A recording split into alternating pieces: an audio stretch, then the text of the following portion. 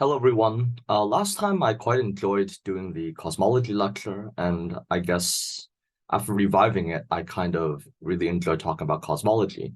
So in this lecture, I'm going to talk about something that probably a lot of people have heard of before, namely the Big Bang Theory.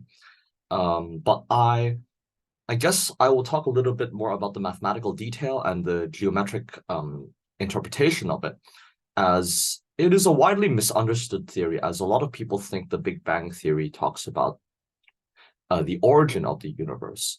But actually, the Big Bang Theory only talks about how the universe originated in a particular state, but it does not tell you anything about where the energy came from or how the universe came about to be in this state. But I guess I will also extend upon this discussion by talking about Hawking's singularity theorem and the initial conditions for the Big Bang. So let's go. The outline of this lecture is as follows. As always, I will summarize what we did in the last lecture. Then I will talk about Friedman, Lemaitre, Robertson, Walker models and Hawking's idea to generalize these models. Then afterwards, the discussion is going to get a little bit mathematical, but don't worry. I will add a lot of diagrams and pictures to kind of alleviate the difficulties of these mathematics. I will talk about the assumptions made into going to prove Hawking's theorem, namely that of global hyperbolicity, and an important equation that we need to use, which is called the Raychaudhuri equation. And then I will talk about some of the energy conditions in general relativity. And finally, I will talk about Hawking's singularity theorem and the implications and its implications for the initial conditions of the Big Bang. So in the last lecture, we talked about multi-component universes, and we tried to plot the graph and the evolution, and we tried to study the evolution for different types of universe. So the first one we studied was matter and curvature universe, namely where a universe is only consists of matter and curvature terms, and we plotted the graph for different mass density parameters.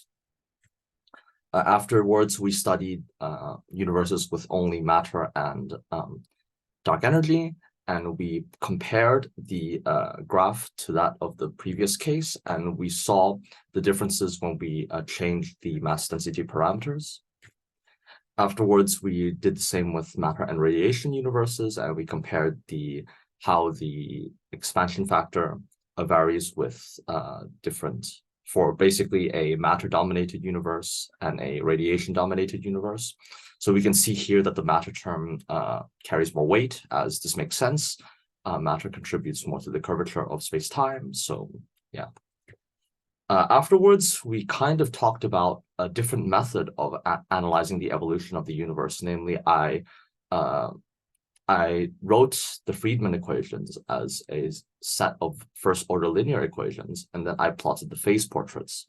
So this one is for a radiation-dominated universe.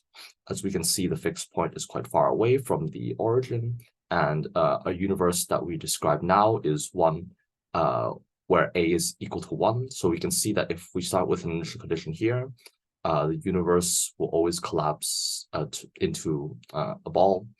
And this is the fate would be known as the Big Crunch. This is similar with a matter-dominated universe, as if we start from initial condition A equals 1, then we can see that the phase trajectories go towards the origin. So this is so basically what we see is that the universe also seems to this cosmic scale factor seems to decrease as a function of proper time or coordinate time, and it would collapse towards the singularity. This is slightly different with a lambda-dominated universe, because for A equals 1, we can see if we start with an initial condition here, the phase trajectories diverge. And what happens is A increases as a function of time and A dot increases as a function of time. So not only is the universe expanding, but the rate at which it is expanding also accelerates. So this is another way to visualize phase portraits. This one is for a case where we have only dark energy, and this course is similar to that of cosmic inflation, where the universe goes through this exponential expansion, and it explains why the universe is homogeneous and isotropic now, and basically it tells us why there are structures in the universe like atoms, particles, when as we'll learn today, initially the universe started from a very hot and dense state where structures cannot form. But how did it get from that state to a cool and sparse state? And this is explained by cosmic inflation. But in this lecture, I will not talk about cosmic inflation. I will talk about that in the next lecture, because in this lecture, I want to talk about the initial conditions of the Big Bang. And I will leave the discussion of inflation later. And then for fun, we just tried to plot some toy models where radiation, matter, and dark energy are balanced. And we tried some other toy models. So the theme of this lecture today is we're going to talk about the initial conditions of the Big Bang. And recall from the previous two lectures, we derived the Friedmann-Lemaitre-Robertson-Walker metric, and notice that the metric has the generalized form as follows. We derived the evolution and age of the universe from this metric. However, this model does assume both homogeneity and anisotropy. And this is a valid assumption for modeling the universe today, because observations like measurements from the CMBR have validated that the universe is generally homogeneous and isotropic. There's very little, basically the variation in isotropy and homogeneity is very, very small. However, Hawking postulated that if the universe we see is expanding forward in time, then one can infer if we reverse the direction of time, then the universe is contracting. And therefore, the universe must have originated from a hot and dense state. The idea that the universe originated from this hot dense state is known as the Big Bang theory. And this basically, it does not tell us the origin of matter and energy from a state of, I guess, nothingness. But it does tell us that the universe did originate from a state which was quite hot and where there was a lot of heat and there was essentially no matter, just radiation. However, Hawking wanted to develop the idea of Penrose to determine the initial conditions for the Big Bang theory, for the Big Bang model. However, he thought that if the universe was contracting, initially it may have not. So basically, the homogeneity and isotropy scales with the size of the universe. So if the universe was quite small back then, it may have not been the case that it was homogeneous and isotropic. So to fix this, Hawking assumed a more general form of the metric that considers inhomogeneity and anisotropies by making the spatial component of the metric both a function of the spatial coordinates instead of just the time coordinates. So basically, we can generalize this to some. So basically, another way to say this in more mathematical terms is the first fundamental form is not only dependent on time, but it is also dependent on the spatial coordinates. From this, he solved the Einstein equations and imposed some conditions to postulate the initial conditions of the Big Bang. Before I talk about the Big Bang model, there are many things in general relativity that I have to talk about because the Big Bang, Hawking's singularity theorem is actually quite mathematical, and it is quite difficult to understand without knowing the definitions. However, I will try to make this these mathematical terms a little bit more basically physicist friendly, and I will try to add more pictures and diagrams to understand these mathematical concepts in a more pedagogical for pedagogical purposes. So the first definition that we have to state is global hyperbolicity. And there are many definitions for this, but the one that I will stick to is as follows. A space-time manifold, so basically a manifold describing the space and time that we live in, is globally hyperbolic if there is something called a Cauchy hypersurface, and that Cauchy hypersurface is achronal. So basically, a Cauchy hypersurface is a surface that represents one instance in time. So if you imagine there's a y-axis that plots time, and the the z-axis that plots time, and the x and y-axis plots space. So if I want to represent one instance in time, I can slice the time axis with a surface. And this is similar to the concept that you learn in multivariable calculus. So if you want to study a 3D surface, you would take something called level sets or the contours and study each level.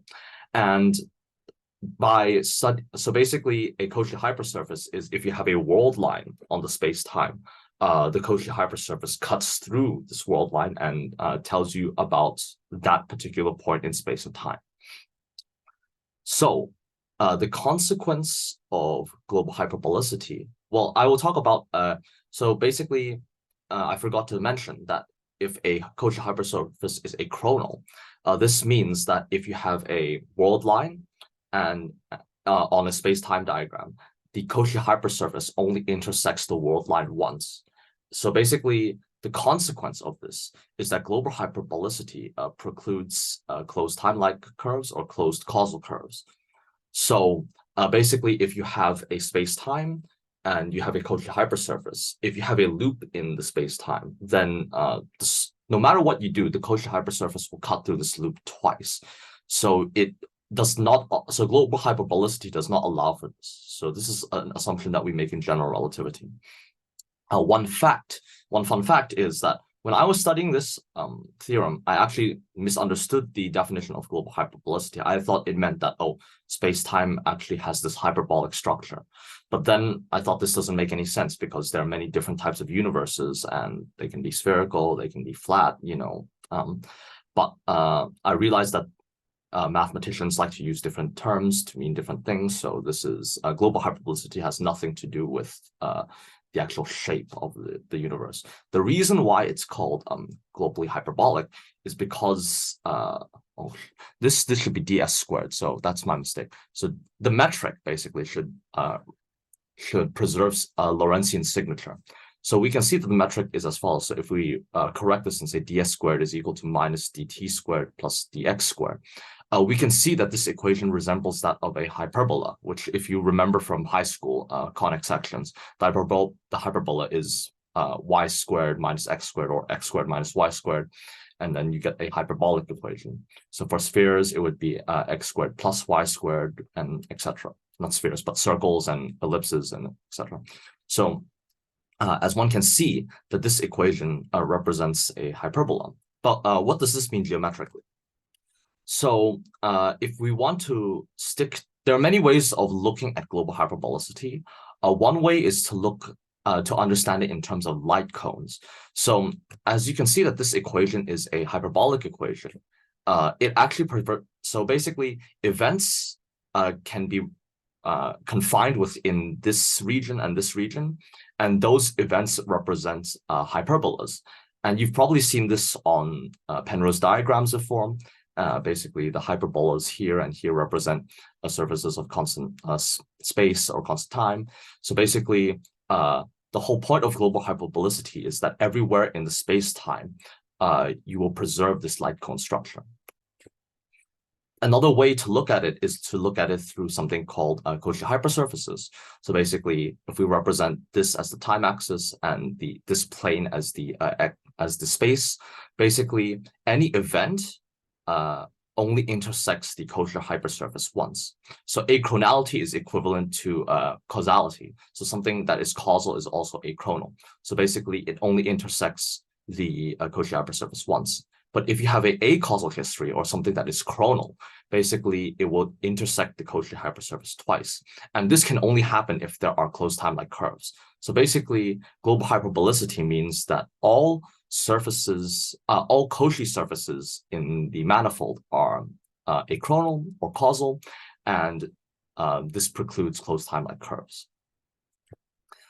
So, but what is the purpose of stating global hyperbolicity? So one way to look at it is for Riemannian metrics, so basically metrics where the signature is plus plus plus. The length in for globally hyperbolic space-time is minimized. So basically, if we have some, let's say a sphere, right? the length that is minimized for the sphere is something that is orthogonal to the sphere. So basically, if you have a point here and a point here, the shortest path between that and the sphere is something that is perpendicular to the sphere. You can draw some line here, and this is a standard theorem in mathematics. So for globally hyperbolic spacetime, length is minimized for Riemannian signatures, and the manifold or the submanifold need not be a sphere. It can be something else, but it still has to be orthogonal to the surface. So I obtained this figure from Witten's article, Light Rays, Singularities, and all that. And it's very good if you really want to understand singularity theorems in a more geometric way. So, but for Lorentzian signatures, it can get a little bit more complicated. And in spacetimes of Lorentzian signature, a space like geodesic can never have a minimum or a maximum. Regarding length, they can never have a minimum or a maximum. This is because oscillations in the spatial directions tend to increase length, and while oscillations in the time direction tend to decrease it. Thus, it is possible to find an everywhere space-like path between the 2 points at a space-like separation that can be either arbitrarily short or arbitrarily long. However, fortunately for us, actually, time-like geodesics have a close analog. On a globally hyperbolic spacetime, the proper time is maximized for a sufficiently short segment of any time-like geodesic gamma. However, if we attempt to continue the time-like geodesic past a focal point, it will no longer maximize proper time. So before I show you the geometric picture, maybe I should define what a focal point is. So for a focal point is, let gamma be a time-like geodesic originating from the point Q and ending at point P. So gamma is said to have a focal point, Q prime, if the part of the geodesic gamma to Q of the total time-like geodesic can be displaced from another time-like geodesic connecting Q to Q prime. A focal point is important in general relativity because physically it denotes a point where a certain coordinate system breaks down. However, it is important to note that a focal point does not necessarily signify a singularity, as a singularity is a point that is geodesically incomplete. In other words, it is a point where a geodesic cannot be continued indefinitely. And let us see, and for singularities, the argument is a little bit more nuanced. So we can still we can still state the conditions for which a singularity forms. But before we do that, we need to talk a little bit more about focal points. And to understand focal points, let us look at diagrams and understand it in a more geometric manner. So this figure shows a geometric depiction of a focal point at point Q prime for a geodesic gamma going from P to Q. And if there is a focal point here, we can see that this, so basically if there's no focal point, right, let's cover this point. The geodesic from Q to P maximizes this length or this time-like geodesic. However, notice that if we have a focal point here, there is another time-like geodesic that is causal that can further maximize proper time. So basically, if there is a focal point, the time-like geodesic from Q to P no longer maximizes proper time. So the existence of focal points is merely a prerequisite for time-like geodesics gamma from Q to P to achieve maximum proper time, but it is not a sufficient condition on its own. If there is a focal point that this implies that gamma can be slightly perturbed. Basically, in this picture, we can slightly perturb the time-like geodesic to form a time-like trajectory with a significantly increased proper time. However, even if such alteration is not possible, there could still exist another time-like path from Q to P, and which is distinct from a minor modification of gamma that generates a greater proper time. One can also look at a time-like geodesic gamma from Q to a future space-like manifold S in another way. We could prove this using calculus. However, I think it is more enlightening to understand this more geometrically. So basically, we can look at figure A and figure B. So the figure shows the condition for gamma to be for gamma from Q to P for a space-like hypersurface to maximize the proper time. So in the left figure, we can see that the time-like geodesic must be orthogonal to the space-like hypersurface, and for it to maximize proper time. The figure on the right shows that gamma must contain no focal points for so basically, if there's a focal point here, as mentioned before, the time-like geodesic from Q to P no longer maximizes proper time, as there is another geodesic from Q prime to P prime that may maximize proper time even further. So basically, the condition for which a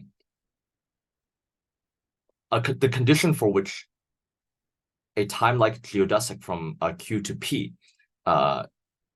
maximizes proper time and is hence globally hyperbolic,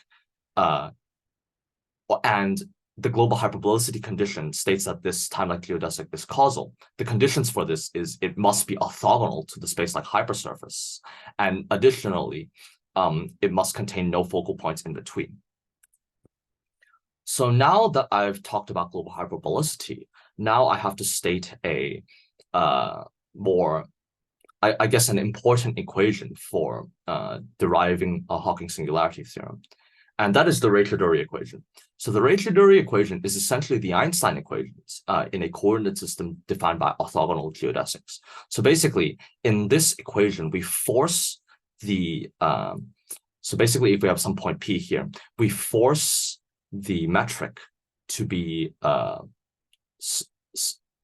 we force the metric such that any time-like geodesic from P to the space-like hypersurface sigma must be orthogonal to the surface. So this is a really important equation when describing focal points. As previously mentioned, for a time-like geodesic to be causal, it must maximize a proper time. So for a time-like geodesic to be causal, it must, in order to maximize the proper time, it must, the geodesic from Q to P must be orthogonal, and it must contain no focal points. So the Raychaudhuri equation is an appropriate candidate to describe focal points. And there are many ways to derive the Raychaudhuri equation. When I talk about Penrose's theorem, I will derive it in the way illustrated in Wald's general relativity. But here I will derive it illustrated using Witten's method in his article, Light Rays, Singularities, and all that. And the caveat of Witten's method is that it does not include the torsion. However, in general relativity, the torsion is 0. This is a result of global hyperbolicity, and therefore this method is still valid. The reason why we set the torsion term to be 0 is because if the torsion term was non-zero, the Ricci tensor would be not symmetric. And this you can do that to modify general relativity a little bit, but it would make general relativity immensely more complicated. Excuse me. So to derive the Raychaudhuri equation, we simply need to solve for the RTT component of the Ricci tensor. And using the metric stated basically in this slide. So we solve the Raychaudhuri equation. We solve the Einstein equation for this one, and we just need to determine the RTT component. So I will do it using the Lagrangian method because it is, in this case, it's actually much simpler to do it using the Lagrangian method, since you only need to compute one Ricci tensor component, and hence you will know what Christoffel symbols you need. So it's easier to do it that way because the differential forms method actually requires you to determine the spin connections, and it's a little bit more complicated using if we only need to determine one Ricci tensor component. So here, let the overdots represent the the derivative with respect to proper time. And now let us compute the Euler-Lagrange equation. So let x alpha equal to t. So you've seen this before. So we solve the Euler-Lagrange equation in this fashion. So by comparing this this equation to the geodesic equation, we find that the Christoffel symbols are as follows. So this one is this, and all other components are non-zero, are zero, sorry. So basically this is the only non-zero component, and the other components vanish. And now if we change x alpha to xi, we find we obtain these two components, and thus these two components are the only non-vanishing terms for the Christoffel symbol. So this is the Christoffel symbol. This is the other non-vanishing Christoffel symbol, and all other terms vanish. And now recall that the RTT component is defined as follows. So a lot of these are zero. So we show that this is zero. So this must be zero. And so this term also vanishes. So what happens is through calculating the Christoffel symbol, we know that, as I mentioned, the first term, so basically this term, not this term, this term and this term vanishes. My apologies, I made a mistake. This term does not vanish. So the first term and the third term vanishes. So through calculating the Christoffel symbols, we know that the equation looks like this. And now we can make some definitions. So we know from differential geometry, the area is defined by the square root of the determinant of the first fundamental form. So the square root of the determinant, the trace of the first fundamental form. So by doing this, we obtain the expansion tensor.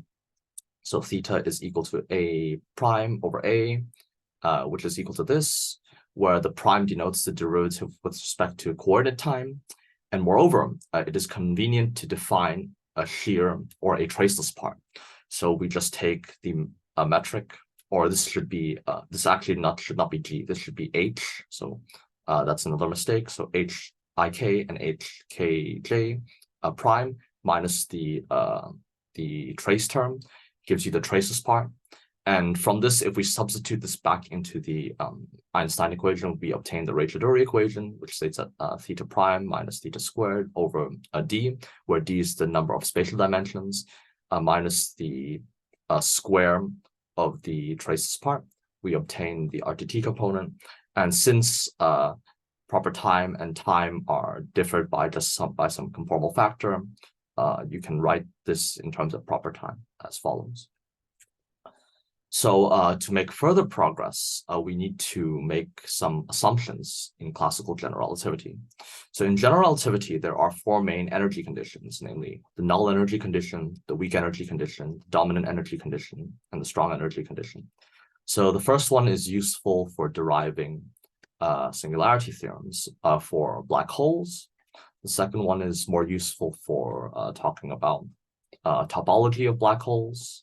The third one is useful for deriving positive energy and mass theorems. And the last one is what we will focus on today. And the other energy conditions I will talk about more when I talk about in my black hole theory lecture. But today we are only concerned about the strong energy condition, as it is closely associated with time-like geodesics in spacetimes with cosmological constant that is equal to 0 or negative. So more interestingly, we can see that these energy conditions outline the downfall of general relativity. So the strong energy condition states for any time-like vector, the strong energy conditions requires that the tidal tensor, basically Rij contracted with Tij, is greater than 0. And this is a classical result. There are many quantum mechanical systems that violate this. For example, the Casimir effect is an exception to this rule, as it has both negative energy density and negative pressure. So this inequality is flipped and thus violates the strong energy condition. Unfortunately, there are also some classical counterexamples. So, for instance, a scalar field with a positive potential can violate this condition. And this is actually the motivation behind inflationary theory. So I will discuss how cosmic inflation is able to resolve this problem in the next lecture. But in this lecture, I will focus mainly on singularity theorems. So with this, we are now ready to state Hawking's singularity theorem. So a globally hyperbolic spacetime M and described by the manifold M and the metric G that satisfies the strong energy condition is past non-space-like geodesically incomplete. Basically, this means it contains a singularity for any proper time t less than d over the absolute value of theta naught, where theta naught is some positive constant corresponding to the area going to 0. And so now let us prove this using the previous definitions. So given that Hij is positive definite, since the metric is minus plus plus plus, RTT is, and given that RTT is greater than 0, so basically the reason for this is because if we choose these to be the time-like killing vectors or the time-like vectors, what we get is this is essentially equivalent to the RTT component. So then what we find is that the Raychaudhuri equation is as follows. So basically, if we look back at this equation, right, the Raychaudhuri equation. So if this is, so if we move everything to one side, so let's move this to one side, let's move this to one side. So, and then we put the negative on the other side, right? So this is, so everything, so if we move this to that side, we yield a positive sign here. If we move this to this side, we yield a positive sign. Since these two are squared and we're not considering complex structures, these two will always be positive numbers. This is also a positive number. But since we have this additional negative sign, this implies that theta dot will always be negative. So what we find is that we have this inequality. So the condition that theta dot is negative is known as the focusing equation. And this means, this is exactly why gravity is an attractive force, because this means that the separation between two time-like geodesics, as we evolve the geodesics in proper time, they will start to converge and they will eventually meet each other. So basically, the strong energy condition tells us why gravity is an attractive force. So we can write the focusing equation as follows. So basically, if you've done calculus before, you can write it.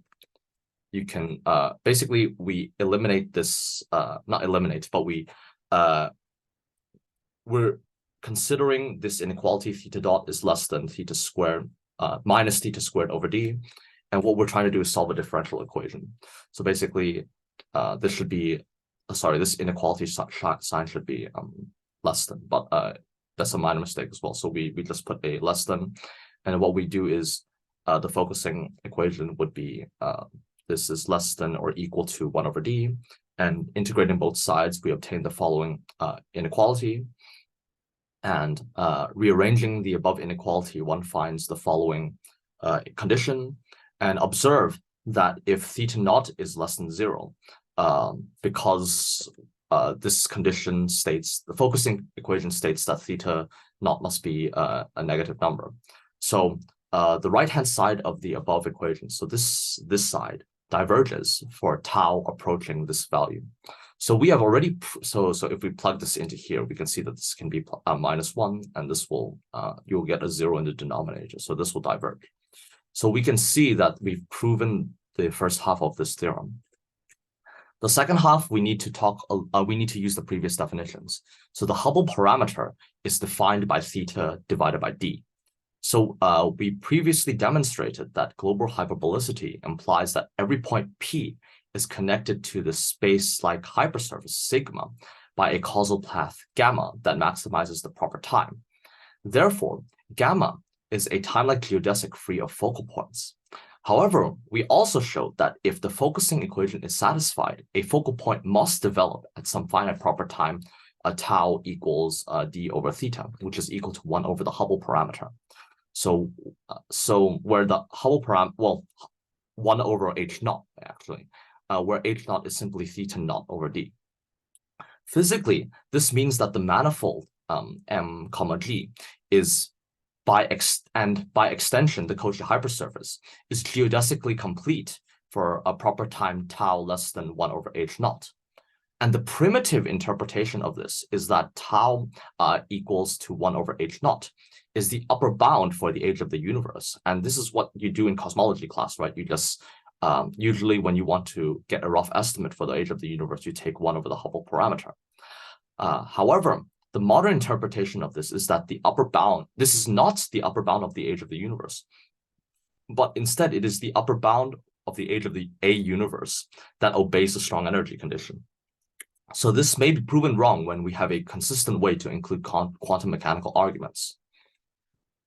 So before I end this lecture, maybe I can show you a geometric way of interpreting the singularity theorem. So this is a figure depicting the causal path gamma from a causal path gamma prime. So the time axis runs on the vertical axis. So basically, if there exists a focal point in between, what happens is we can see that the path gamma prime is acausal and gamma is causal. So in order to preserve causality, if there is a focal point at this time 1 over h naught, then the manifold could not be geodesically complete any time before that. So that concludes what I want to talk about in this lecture, namely the initial conditions of the Big Bang. In the next lecture, I will talk about how we resolve some of the problems regarding the strong energy condition and positive scalar fields with a positive potential with inflationary theory. And this was developed by Alan Guth sometime in the 1970s or 80s. So I hope you look forward to that, and I'll see you in the next lecture. Thank you.